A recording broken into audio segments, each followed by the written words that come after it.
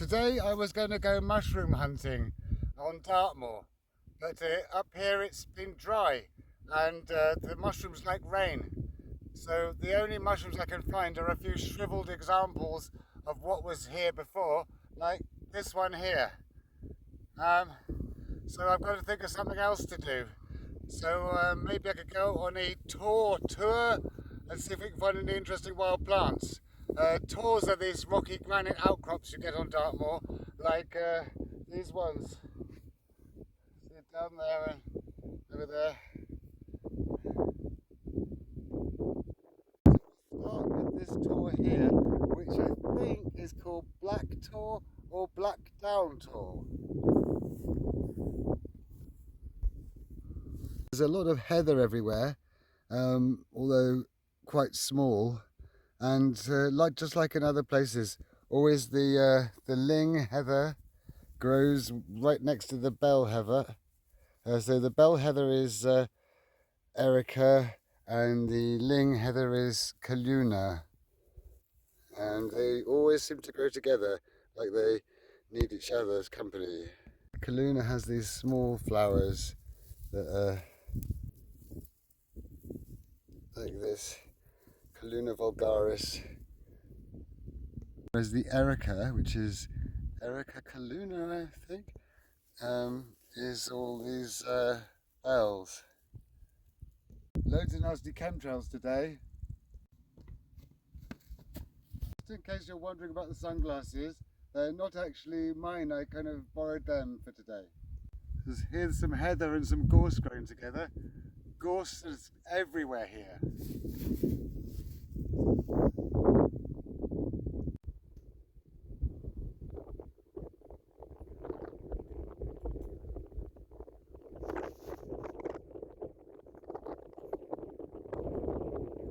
So I think this is Black Tor, which is actually a little group of tors,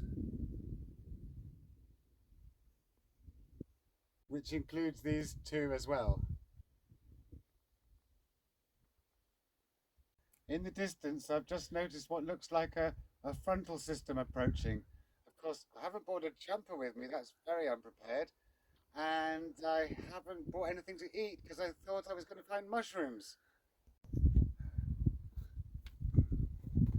400 million years ago-ish, during the Devonian period, this was all a magma chamber deep underground, feeding a supervolcano. So, in the hundreds of millions of years since, all that's been above has all eroded, and this is left as a high plateau. It's roughly 30 miles by 50 miles, so it's a similar size to Yellowstone. And just like with Yellowstone, it was a moving hotspot. And if you look in the distance behind me, you can see Bodmin Moor, which is where the hotspot was before it was here. In the distance there is Sheep's Tor, Leather Tor, and a few other ones. That one up there is called Little Miss Tor and Great Miss Tor, and higher Staple Tor, middle Staple Tor, lower Staple Tor, and Cox Tor. That one is like a pointy thing, I don't know if you can see it clearly. There's one halfway down which is called Vixen Tor, and this one is called Foggin Tor and Swell Tor, and just to the side of it is King Tor. Over there in the distance is Bodmin Moor. Down that way, what looks like a lake, that's the Tamar estuary, and so down there is Plymouth, somewhere down there. Probably can't really see it from up here, but sort of about there, there's Hart Tor, and just above it on the horizon somewhere there is another one called South Hessery Tor. Let me zoom in much more than that. So about there's a little pointy thing, and that's Brent Tor, and it has a little church on top of it, and it was actually a volcano once. I think it was about 350 million years ago. I'm surprised there's any bit still there, but that's the remains of a volcano, Brent Tor.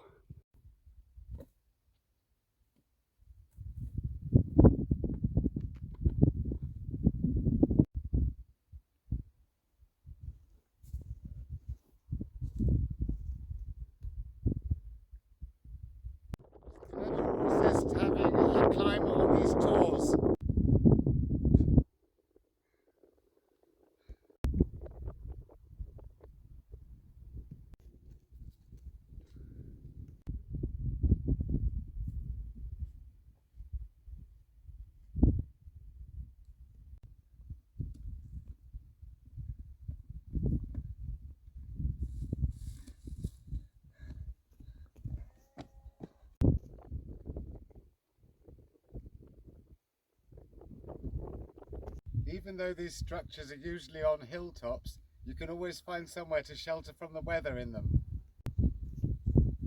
I have to decide which way to go. If you go to these tours over here, it means traversing a huge swamp. So I might go to King Tor down here. It's one of my favourite tours. Here, there's been a recent fire, because you can tell by all the burnt bits of gorse. Gorse is highly flammable and the area is quite prone to fires. But it must have been a few months ago because the gorse has started to recover. So now we'll go over to King Tor.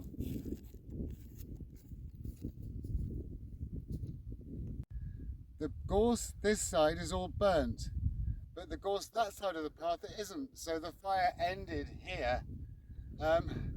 Looking at the sky over there, you can see the frontal systems moving in.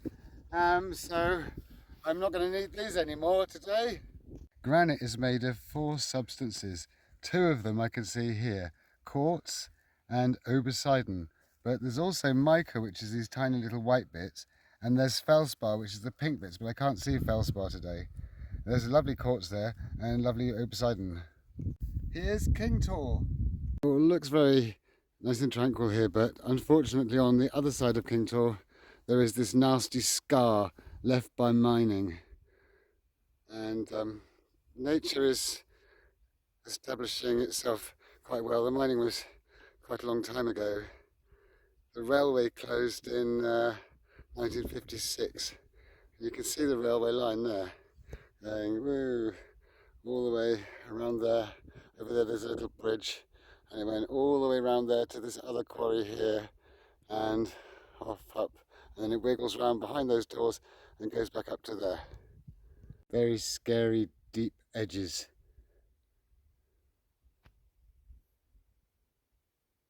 There's a few interesting plants up here. So here and there in the rocks are these stone crops, which I believe are in the sedum family. Little bits that break off take as cuttings, and that's one way they spread a lot. And we would have to be here on Flying Ant Day. There's loads of swarms of ants all over the place. You can see them, but there's thick clouds of flying ants, so I'm not going to go right over there. But there's heather up there growing in the cracks of the rocks behind the swarms of ants. Lots of interesting lichens that grow up here because of the high rainfall, and those leaves are bilberries. They have fruit a bit later in the year, and there's some kind of gallium there, and somewhere I saw just now little sorrel plants.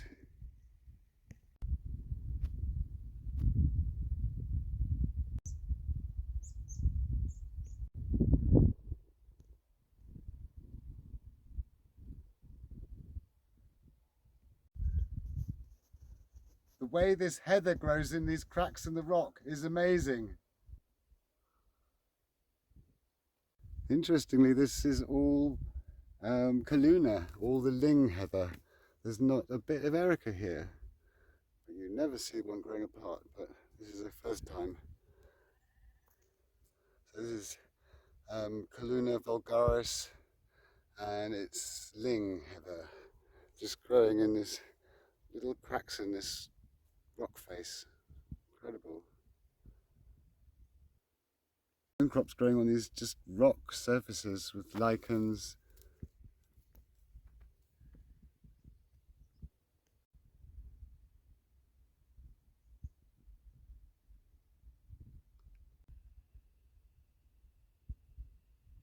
A little holly tree growing in this little tiny crack between the rocks. This little tormental seems to grow anywhere with an acid soil.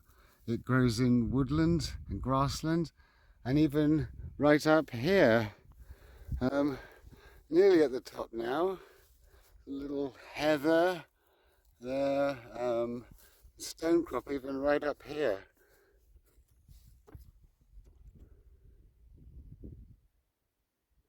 That's the little tour we were at earlier. Great view from up here. That's the little tour we were at earlier.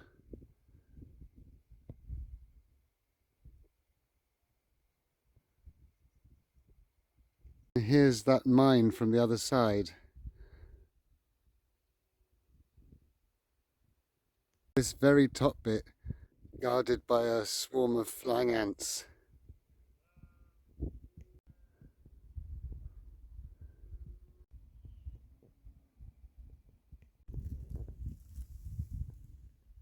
They've finished now, but you can see here there's clumps of foxgloves growing right up here.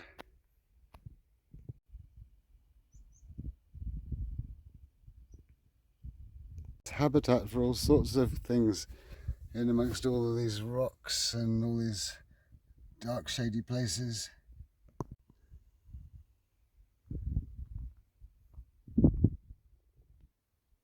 Such a big jumble of rocks up here that whatever way the wind is blowing or whatever way the rain is coming down, you can always find somewhere to shelter here.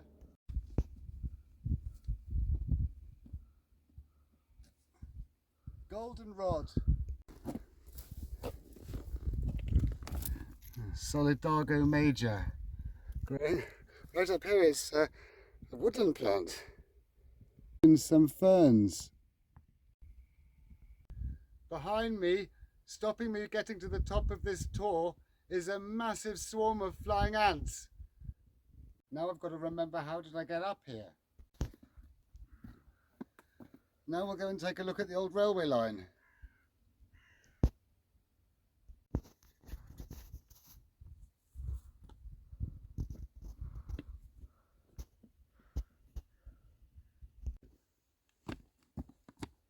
So here's the cycle path that was once a railway line. Here's where the railway would have met the old mine, and on this side you can see where the railway would have gone round to the other mine over there.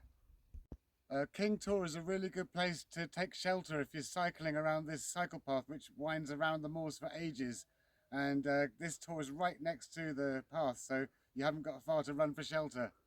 Here's a good example of some early reforestation with this little hawthorn tree growing here in amongst the gorse bushes, and over here there's a few more, and you can see the forested Walkham Valley below them.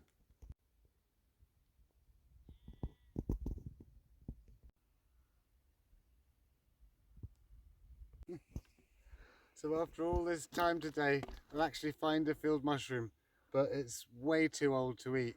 It's all dry and sort of gone to spore.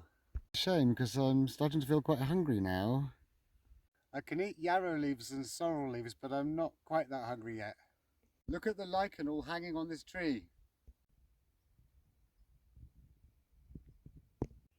So it's nice to be past that fenced off bit. So I think I'm going to have just a quick look down here just to see if there are any mushrooms on this grassy bit.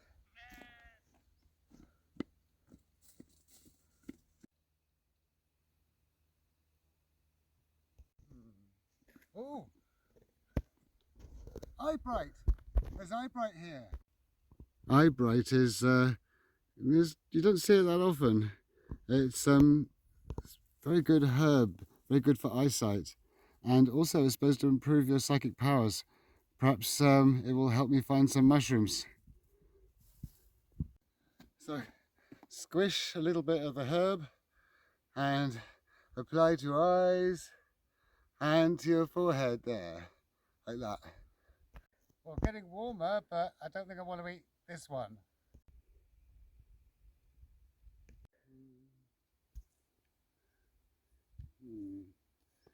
Sometimes when it's been dry weather, the areas around streams can remain wet, and just occasionally you can find a mushroom growing there, but I can't find one today. Wow, look, the eyebrights worked.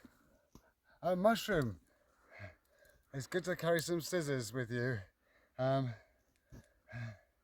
Always sever them from the bottom so that the mushroom can grow again. I'm so hungry.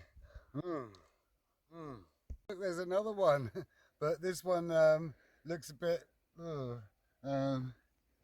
yeah.